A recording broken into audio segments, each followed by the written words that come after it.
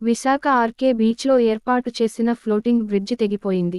ఆదివారం అట్టహాసంగా ప్రారంభించిన ఫ్లోటింగ్ బ్రిడ్జ్ రెండో రోజే తెగిపోయింది. ఫ్లోటింగ్ బ్రిడ్జ్ ఆఖరి భాగం విడిపోయి సముద్రంలోకి వెళ్లిపోయింది.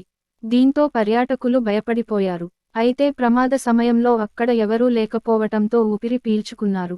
అయితే రెండో రోజే ఇలా జరగటంపై విమర్శలు వ్యక్తమవుతున్నాయి.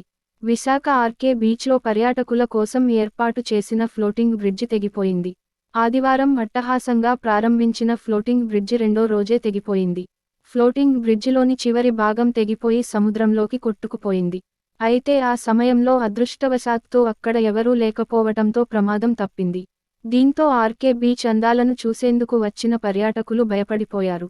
ఘటన జరిగిన సమయంలో ఫ్లోటింగ్ బ్రిడ్జి మీద ఎవరూ లేకపోవటంతో ఊపిరి పీల్చుకున్నారు.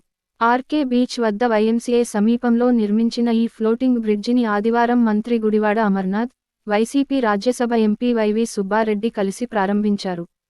ఈ ఫ్లోటింగ్ బ్రిడ్జిని సుమారు 1,60,00,000 వ్యయంతో నిర్మించారు.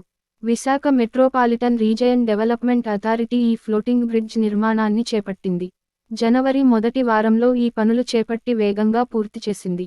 అయితే ప్రారంభించిన రెండో రోజే ఫ్లోటింగ్ బ్రిడ్జ్ తెగిపోవటంతో విమర్శలు వ్యక్తమవుతున్నాయి.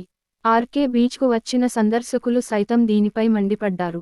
మరోవైపు ఫ్లోటింగ్ బ్రిడ్జి నిర్మాణ సమయంలోనే కొంతమంది నిపుణులు దీనిపై అభ్యంతరం వ్యక్తం చేశారు.